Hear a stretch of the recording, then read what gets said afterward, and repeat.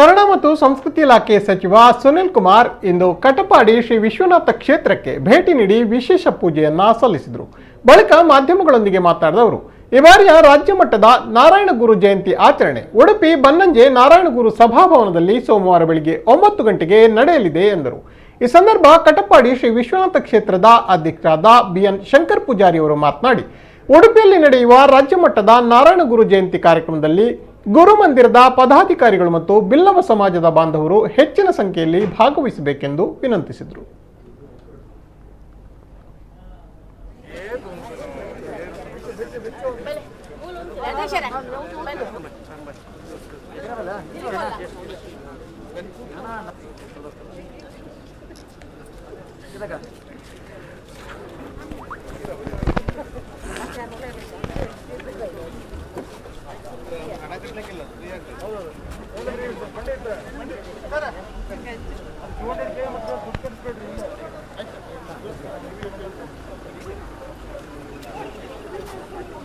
ವಿಶ್ವನಾಥ ಕಟಪಾಡಿಯ ವಿಶ್ವನಾಥ ಕ್ಷೇತ್ರ ಪುರಾತನವಾಗಿ ಬಹಳ ಪ್ರಸಿದ್ಧವಾಗಿರುವಂಥ ಈ ನಮ್ಮ ಜಿಲ್ಲೆಯಲ್ಲಿ ಒಂದು ವಿಶಿಷ್ಟವಾದಂಥ ಧಾರ್ಮಿಕ ಕ್ಷೇತ್ರ.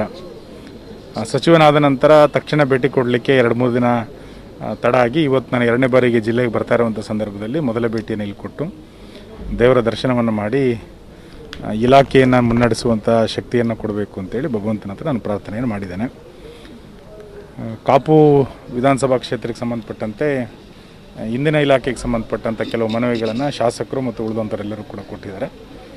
ಮುಂದಿನ ಬೋರ್ಡ್ ಮೀಟಿಂಗನ್ನು ನೋಡಿಕೊಂಡು ಆ ಎಲ್ಲ ಸಮಸ್ಯೆಗಳಿಗೆ ಪರಿಹಾರವನ್ನು ಕೊಡುವಂಥ ಪ್ರಯತ್ನವನ್ನು ಇಲಾಖೆ ಮುಖಾಂತರ ಮಾಡ್ತೇನೆ. ಸರ್, ರಾಜ್ಯ ಮಟ್ಟದ ನಾರಾಯಣಗುರು ಜಯಂತಿ ನಾಳೆ ಉಡುಪಿಯಲ್ಲಿ ಹೌದು, ಈ ಬಾರಿ ರಾಜ್ಯ ಮಟ್ಟದ ನಾರಾಯಣಗುರು ಜಯಂತಿ ಉಡುಪಿನಲ್ಲಿ ನಡೀತಾ ಇದೆ.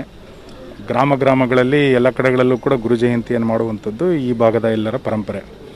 ಆದರೆ ಕನ್ನಡ ಮತ್ತು ಸಂಸ್ಕೃತಿ ಇಲಾಖೆಯನ್ನು ನಾನು ವಹಿಸಿಕೊಂಡ ನಂತರ ರಾಜ್ಯ ಮಟ್ಟದ ಕಾರ್ಯಕ್ರಮ ಉಡುಪಿಯಲ್ಲಿ ಆಗಬೇಕು ಅನ್ನುವಂಥ ಆಶೆಯಿಂದ ಬನ್ನಂಜೆ ಬಿಲ್ಲವ ಸಂಘದಲ್ಲಿ ಗುರು ಜಯಂತಿಯನ್ನು ರಾಜ್ಯ ಮಟ್ಟದ ಗುರು ಜಯಂತಿಯನ್ನು ಅಲ್ಲಿ ಮಾಡ್ತಾಯಿದ್ದೀವಿ. ಬೆಳಿಗ್ಗೆ 9 21 ತಾರೀಕು ಬ್ರಹ್ಮಶ್ರೀ ನಾರಾಯಣಗುರು ಜಯಂತಿ ಇವತ್ತು ಭಾರತ ದೇಶಾದ್ಯಂತ ಆಚರಿಸ್ತಾ ಇದ್ದೇವೆ. ಅದೇ ರೀತಿ ಇವತ್ತು ಉಡುಪಿ ಜಿಲ್ಲೆಯಲ್ಲಿ ಬನ್ನಂಜೆಯಲ್ಲಿ ಇವತ್ತು ಕನ್ನಡ ಮತ್ತು ಸಂಸ್ಕೃತಿ ಇಲಾಖೆಯ ಸಚಿವರು ಸುನಿಲ್ ಕುಮಾರ್ ಆದ್ದರಿಂದ ರಾಜ್ಯ ಮಟ್ಟದಲ್ಲಿ ಆಚರಿಸುವಂಥ ನಾರಾಯಣಗುರು ಜಯಂತಿಯನ್ನು ಇವತ್ತು ಉಡುಪಿ